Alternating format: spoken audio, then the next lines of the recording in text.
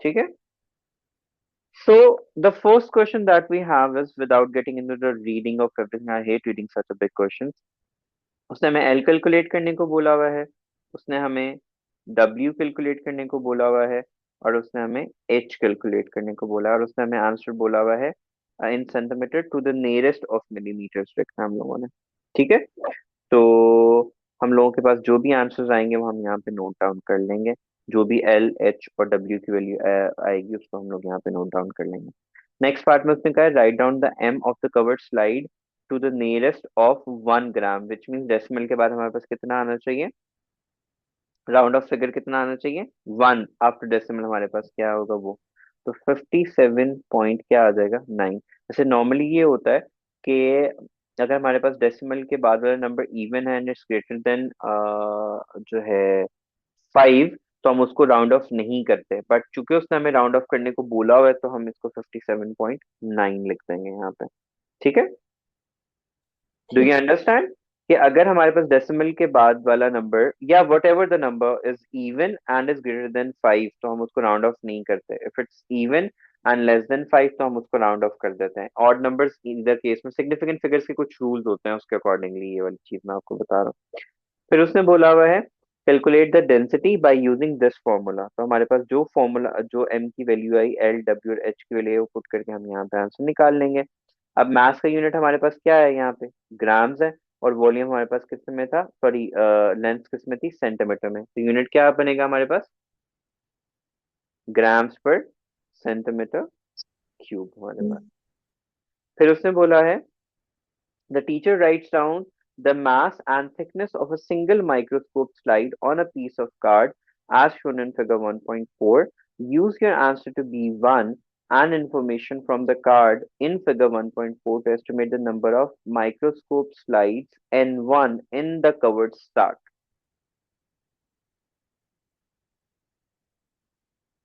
ठीक है. अच्छा जी, अब उसने B1 का बोला है हम लोगों को.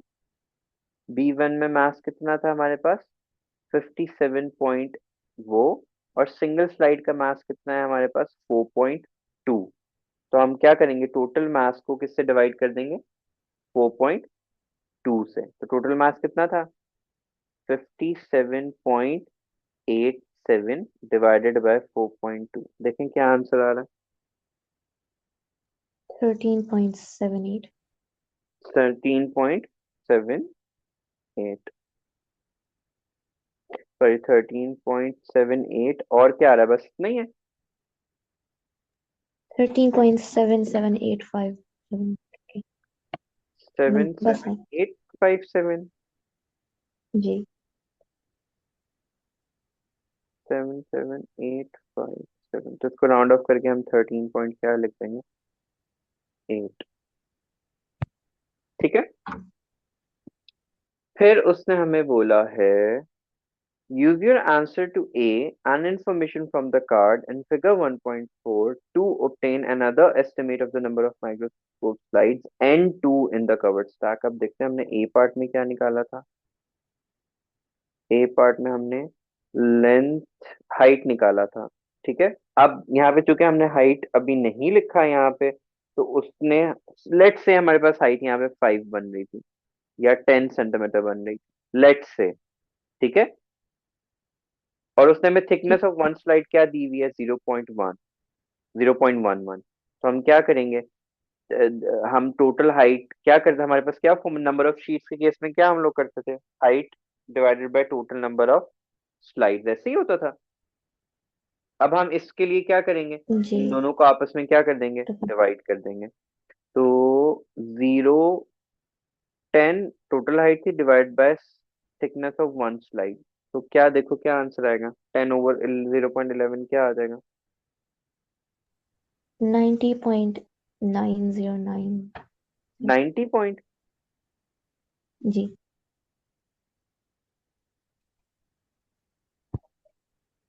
अच्छा इसको जरा, बहरहाल जो भी हमारे पास आंसर आना है, ये तो मैंने पता नहीं क्या कर दिया. Total height divide by thickness of one height हमने करना था, तो जो भी हमारे पास टोटल हाइट आनी थी, जो एच की वैल्यू आनी थी, टोटल, या सिंपल एच लिख देता हूँ यहाँ पे, एच वो टोटल हाइट थी ना हमारे पास, ठीक है, divide by thickness of one sheet, तो 0.11 करना, जो भी आंसर आना था उसको इसके साथ क्या करना था, कंपेयर करना था हम लोगों ने। ठीक है। ठीक है। अब फॉर्मूला वही, हमने जो जो अभी आपको बताया था प्रीवियसली, पिछले पेपर के अंदर, कि maximum minus minimum divided by average. Let से इसकी वैल्यू 10 आती, लेट से, ठीक है, तो मैक्सिमम क्या बनना था, 13.8, मिनिमम हमारे पास क्या बनना था, 10, और इसका एवरेज क्या आना था, 13.8 प्लस 10 डिवाइड बाई 2, जो भी आंसर आना था वो हमने यहाँ पे पुट कर देना था, मल्टीप्लाई बाय 100 कर देना था। अगर आंसर हमारे पास लेस देन 10 आना था, तो हमारे पास क्या है, वो रिजल्ट आपस में क्या हो रहे होने, कंपेयर होने। ठीक है। ठीक। अब उसने क्या, suggest one reason why the estimated values of N are different, क्योंकि हमने कंबाइंड मैथ्स लिया था, हमें पता है, आपने बायोलॉजी के एक्सपेरिमेंट्स में देखा होगा कि स्लाइड्स की थिकनेस में भी वेरी कर रही हो हमारे पास इन बिटवीन, सब स्लाइड सेम थिकनेस की ना हो या सबके मैसेज एग्जैक्टली सेम ना हो, तो this could be the one reason कि हमारे पास एन की वैल्यू जो है वो वेरी कर रही है। ठीक है। ऑल ठीक है। The slides might not have the same thickness or same mass. This could lead to the value change. फिर हमारे पास आ रहा है, student measures the resistance of a light emitting diode when the current in it changes. The student set up अब light emitting diode से हम familiar है, ठीक है, हमारे पास resistance attached है। उसने कहा connect a voltmeter to measure the potential difference across 220, तो 220 के हम लोग क्या लगाते हैं, वोल्टमीटर हमेशा कहाँ अटैच होता है, पैरेलल में, तो यहाँ पे हम वोल्टमीटर अटैच कर देंगे। क्लोज द स्विच, स्विच कहाँ पे है, ये है, तो हम यहाँ पे क्लोज कर देंगे इसको। Record the voltmeter reading VPQ in the वो, तो यहाँ पे हमारे पास ईच रीडिंग इज ऑफ 1.1, तो ये बन जाएगा 2.4 की रीडिंग बन जाएगी हमारे पास, तो यहाँ पे हम क्या नोट कर लेंगे, 2.4 का रीडिंग आ जाएगा हमारे पास। यहाँ से हम लोगों को करंट मेजर करना है, तो करंट हम लोग कैसे मेजर करेंगे, उसका कोई ना कोई फॉर्मूला दिया हुआ होगा।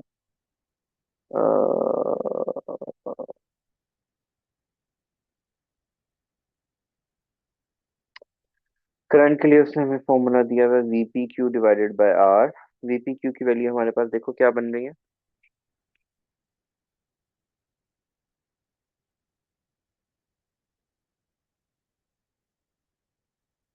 सॉरी VPQ की 2.4 है, 2.4 डिवाइडेड बाय 220 करें, देखें क्या आंसर आ रहा 0.0109। है, 0.0109, जी। तो ये बन जाएगा 0.011, तो करंट की वैल्यू आ गई 0.011। अब हमें क्या करना है, एलईडी की वैल्यू निकालनी है, तो VQR divided by R, VQR हमारे पास क्या है, 2.1 डिवाइडेड बाय आई, करो देखो क्या आंसर आ रहा है।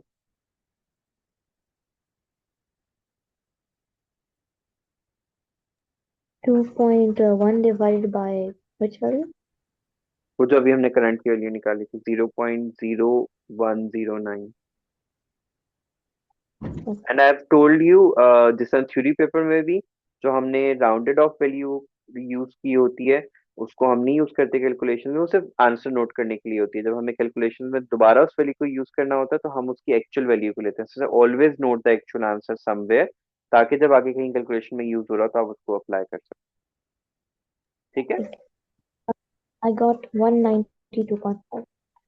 190 192. पॉइंट के बाद वाली बात की मुझे आवाज आई, 192.5। 5, ठीक है, तो इसको हम 193 लिख देंगे।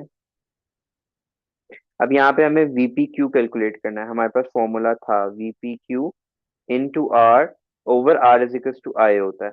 अब देखो हमारे पास यहाँ पे आई की वैल्यू भी गिवन है, ठीक है, हमारे पास आर की वैल्यू भी गिवन है। हम इन दोनों को क्या करेंगे, आपस में मल्टीप्लाई करेंगे और हमारे पास वीपी क्यू आ जाएगा। इन दोनों को मल्टीप्लाई करेंगे, देखें वीपी क्यू की वैल्यू क्या आ रही है। 2.508. 2.508, तो ये 2.5 ही रहता है, ठीक है। ये अच्छा जी, अब देख लेते हैं, हमारे मार्क्स पूरे हो गए। इसका आंसर हो गया, इसका आंसर हो गया। अब use the information table to calculate the value of VP Q, हमने ये भी कैलकुलेट कर लिया, इसका मार्क्स भी हो गया।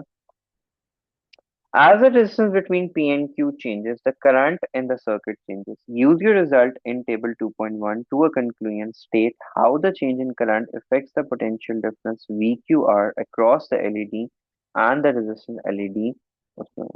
ठीक है, अब हम देखते हैं उसने क्या बोला है, as the resistance between P and Q changes, ठीक है। तो 220 टू 230 गए तो उससे करंट की वैल्यू हमारे पास क्या हुई, फर्दर ऑन डिक्रीज हो गई, ठीक है। एलईडी की क्रॉस रेजिस्टेंस क्या होगी, अप्रोक्सीमेटली 10 टाइम्स 100 टाइम्स जो है वो इंक्रीज हुई है ना। हाँ। तकरीबन, तकरीबन उतनी वैल्यू चेंज हुआ है।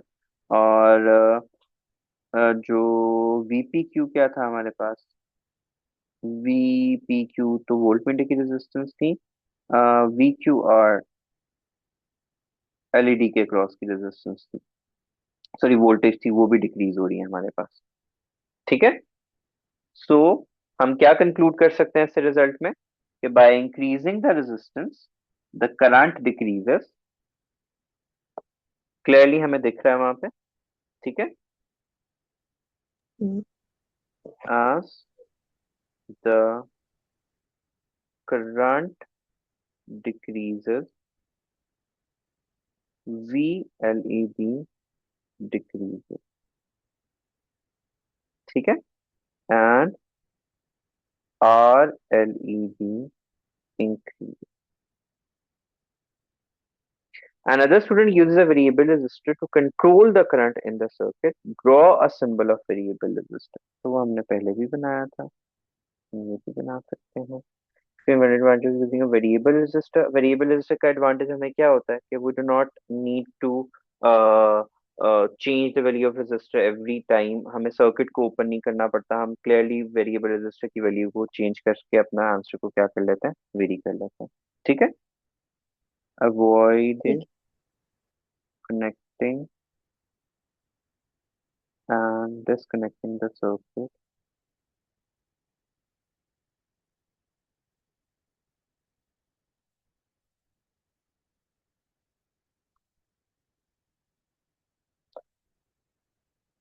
and we can have more and quicker value for resistance,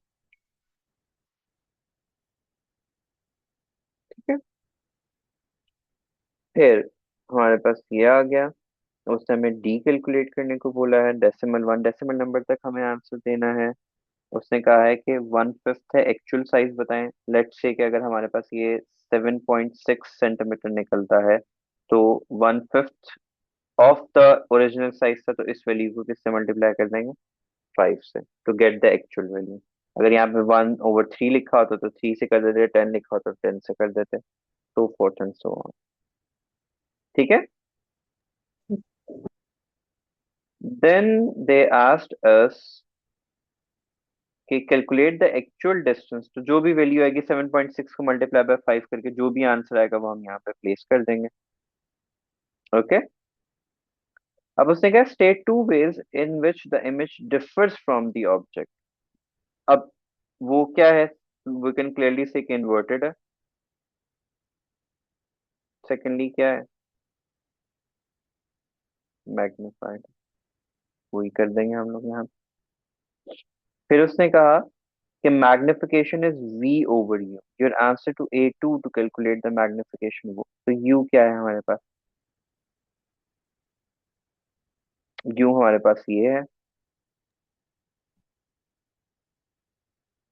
sorry you ये है, और वी का जो आंसर आया पुट करके यहाँ पे इन दोनों को डिवाइड करेंगे और हम अपनी मैग्निफिकेशन कैलकुलेट कर लेंगे।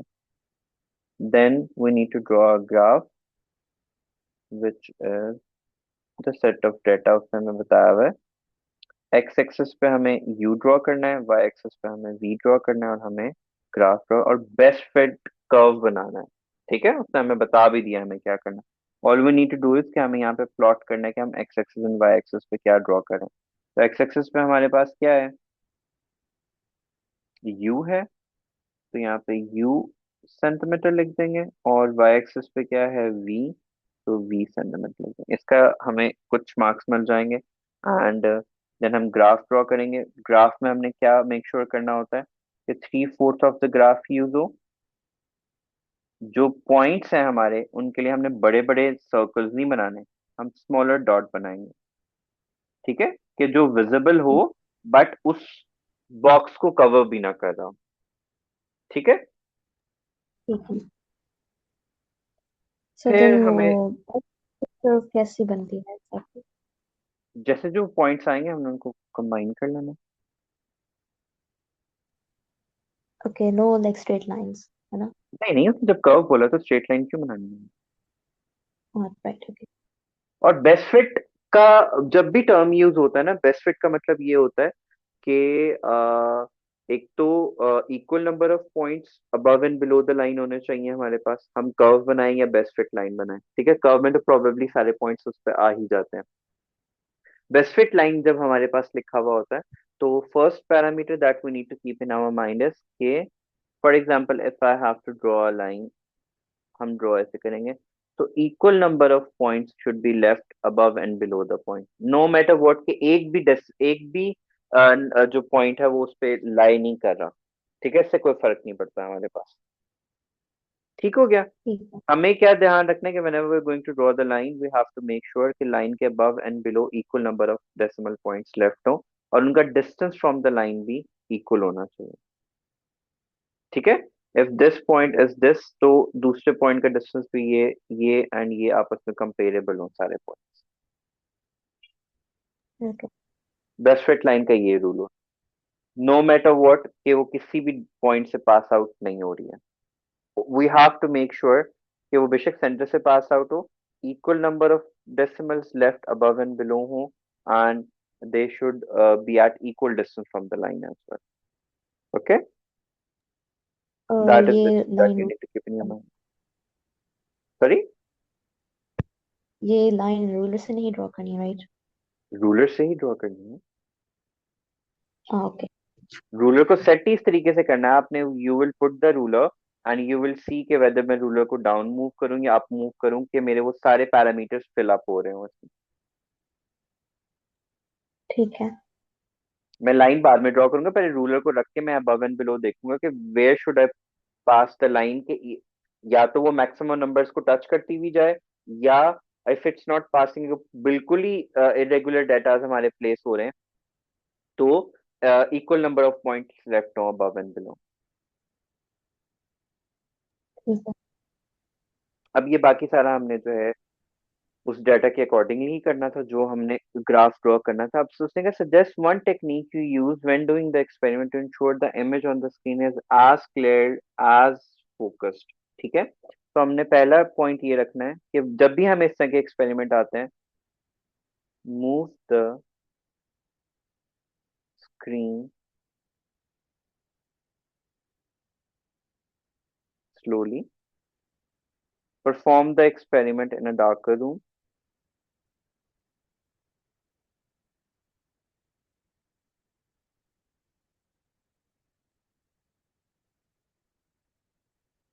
ठीक है, ये कुछ पैरामीटर्स होते हैं जिनको आप जब भी इस तरह की कोई एक्सपेरिमेंट आए, you can always put it into account.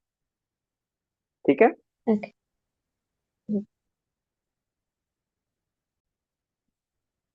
now let's jump to question number 4. उसने कहा hot water is poured into a glass beaker and allowed to cool down.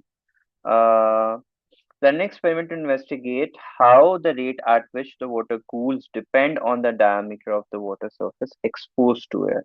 You're provided with uh, a supply of hot water, a set of glass beaker of different sizes, and a measuring cylinder. Any other apparatus needed? तो additional apparatus हमें क्या चाहिए होगा? हमें cooling rate मुहैया करना है, stop watch उसने नहीं दिया हुआ। तो एडिशनल apparatus में हमारे पास क्या आ जाएगा? स्टॉप वॉच आ जाएगा। एंड थर्मोमीटर भी मेंशन नहीं है, एंड कूलिंग हमें मेंशन आउट करनी है, तो थर्मोमीटर भी रिक्वायर्ड होगा। And plan an experiment to investigate the how the rate at which water cools depends upon the diameter। तो हमें रूलर भी चाहिए होगा पीकर के लिए, कि हम रूलर से उसका डायमीटर फाइंड आउट कर सकें।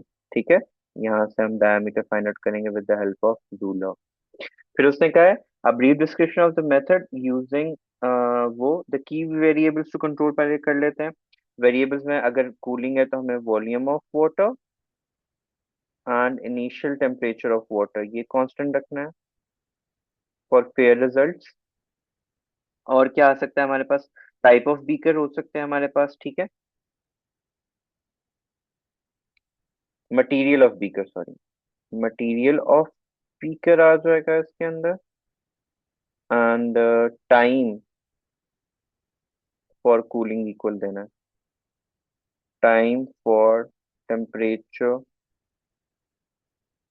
Drop should be equal. अच्छा, की वेरिएबल्स हो गए हमारे पास। Precautions are result of table, how will you process the. तो कंक्लूजन में तो हमारे पास ये आ सकता है कि प्लॉट अ ग्राफ।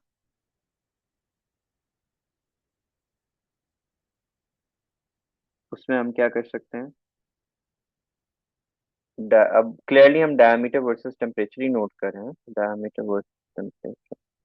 तो अब इसमें डिपेंडेंट क्वांटिटी कौन सी है?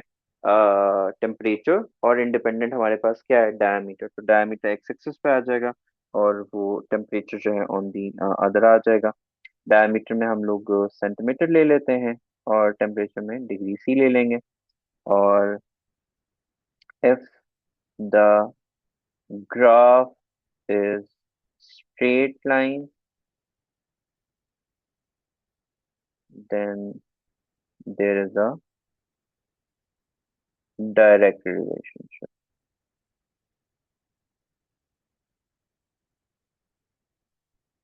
otherwise no relation। या अगर स्कैटर्ड डाटा है तो स्कैटर्ड डाटा के अकॉर्डिंगली हम लोग बात कर लेंगे, ठीक है। एंड बेस्ट रिजल्ट्स के लिए हम लोग क्या कर सकते हैं कि take multiple reading and note average. हम बीकर को प्रॉपर्ली इंसुलेट कर दें ताकि जितनी भी कूलिंग है वो थ्रू द टॉप ही हो। Add insulation to the side, क्योंकि हमने डायमीटर के साथ कर रहे हैं ना, डेप्थ के किसी और चीज को तो नहीं इन अकाउंट लेके आ रहे। तो हम बीकर की साइड के ऊपर क्या ऐड कर देंगे? इंसुलेशन, ताकि जितना भी कूलिंग होना है वो डायमीटर के थ्रू ही हो हमारे पास, ठीक है। और जो लास्ट पॉइंट हमारा रह गया था कि हमने प्रोसीजर क्या रखना है, तो प्रोसीजर में हमारे पास क्या होगा? Add hot water into the beaker and start the stopwatch after regular intervals. Note the temperature and put it into the table. Repeat this with other beakers, and बाकी वेरिएबल्स और वो तमाम चीजें मैंने आपको बता दी थी। इसको हम प्रॉपरली डेसिमल डेसिमल कह रहे हैं पॉइंट्स के साथ साथ इन सारे को मेंशन आउट करेंगे, और अपने रिजल्ट्स को क्या कर लेंगे? कंक्लूड कर लेंगे। तो जो एटीपी का एरर का फॉर्मूला होता है, उसमें आपने maximum minus minimum over average करना होता है। तो वट एवर द वैल्यूज आ रही, क्योंकि यहाँ पे फोकल लेंथ थी तो मैंने एफ लिख दिया। तो मैक्सिमम वैल्यू 15.6 आ रहा था, minimum is 14.9, and average was coming out to be 15.25। So when I found out the percentage was coming out to be 4.59. As I told you in the beginning, the maximum error within the limit 10% हो सकता है, तो obviously it's less than 10%, तो it's in the favourable है कि हम उसको yes में कह सकते हैं।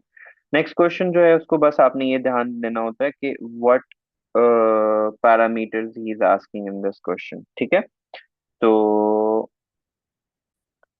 सो द क्वेश्चन डिमांड्स, ये हमारा 7 मार्क्स का क्वेश्चन होता है, एंड हमने इसके अंदर अपने सारे पॉइंट्स वैलिडेट करके 7 पॉइंट्स सिक्योर करने होते हैं। अब उसने कहा हमसे यहाँ क्या हुआ है कि student investigate the current required to melt different fuse wires, ठीक है।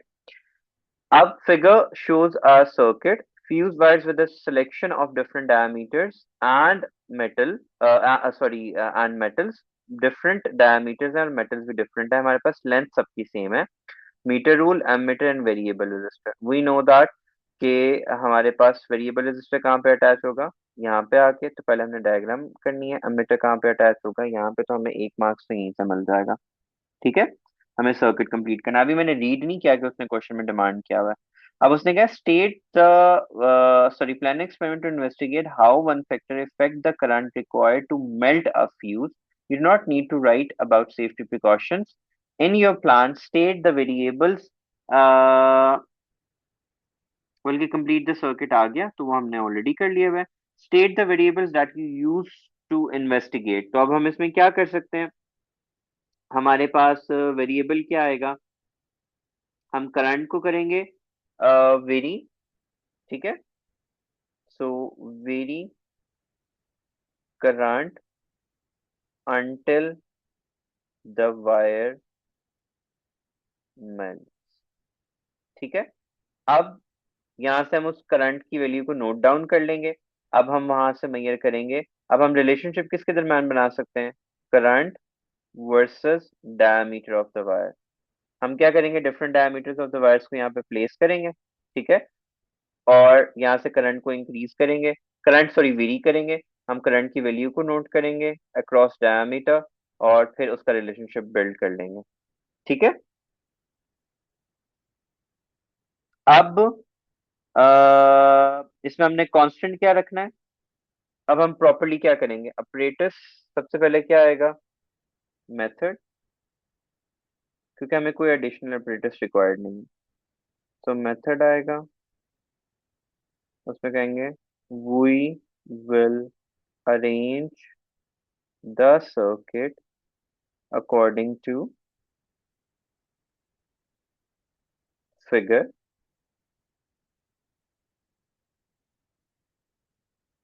उसके बाद नेक्स्ट पॉइंट हमारे पास क्या होगा,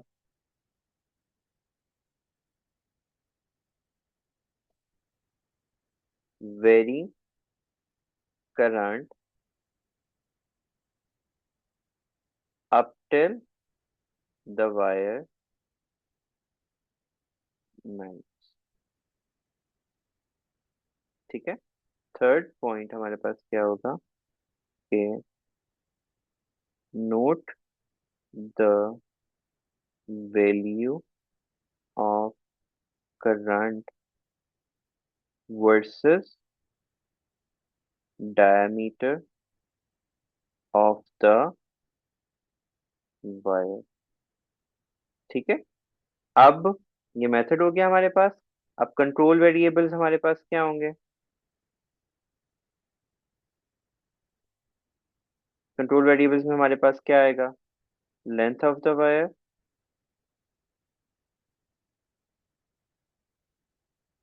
इसके अलावा तो बाकी हमने लेंथ ऑफ द वायर कर लेते हैं, and material of the wire कर लेते हैं,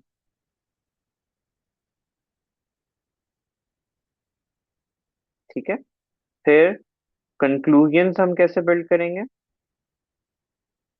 बल्कि सॉरी एडिशनल ऑपरेटर्स भी लिख देते हैं। एडिशनल ऑपरेटर्स में हमें क्या रिक्वायर्ड होगा, what additional operators do we need, micrometer screw gauge required होगा फॉर डायमीटर। वैसे एडिशनल ऑपरेटर स्टार्ट में लिखते हैं।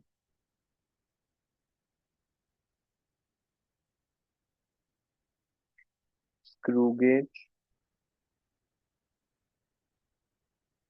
to measure the diameter. ठीक है। अब diameter of the wire हो गया, फिर हमने टेबल में कर देना है। अब हमने कंक्लूजन्स लिखना है।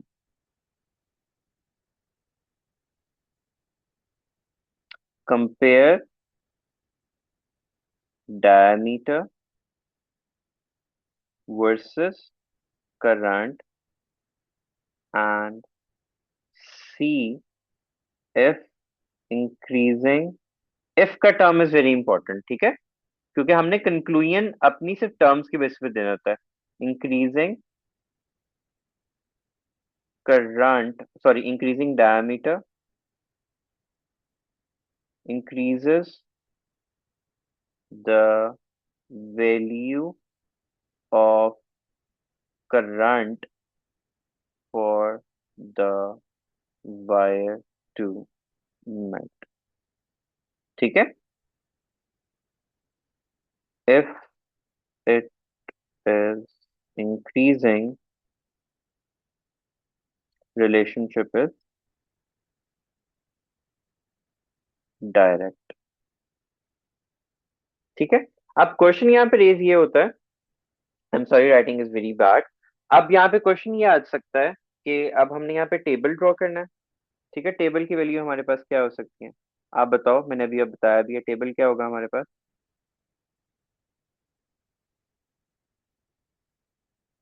What will be the value of table.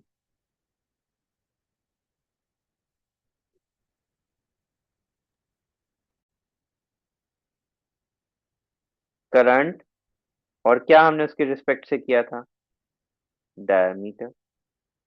यही तो हम मेजर कर रहे हैं,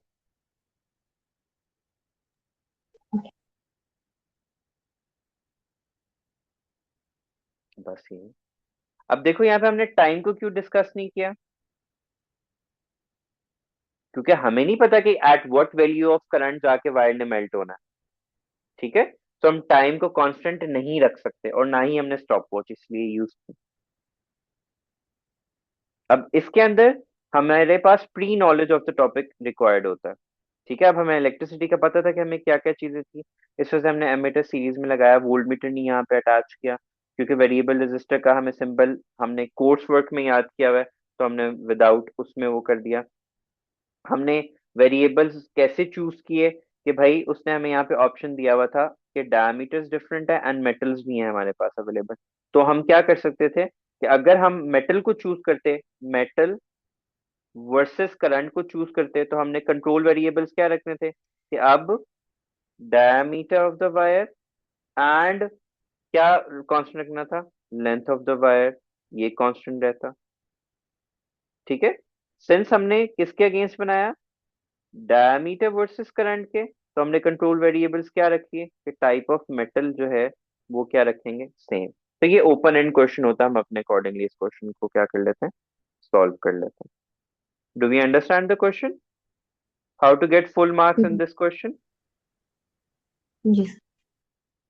ठीक, नाउ